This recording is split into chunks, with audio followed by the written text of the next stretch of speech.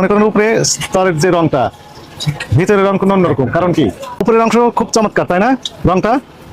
আচ্ছা, নিচে আমরা দেখতে পাচ্ছি একটু ভিন্ন রকমের কালার। অনেক কাস্টমারের কমপ্লেন, ইটের খোয়া তার সাথে আটা আবার রং মিক্সিং করেন। আমাদের কনসার্ন দুই জায়গায়, একটা হচ্ছে ইটের খোয়া যদি দেন তাহলে তো এটা খুবই খারাপ কাজ, তাই না?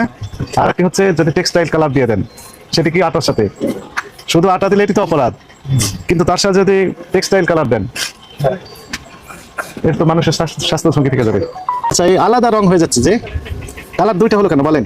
বাটি আছে না? বাটি বাটি আছে, নিয়ে আসেন, একটা বাটি নিয়ে আসেন তো, আর একটু পানি নিয়ে আসেন।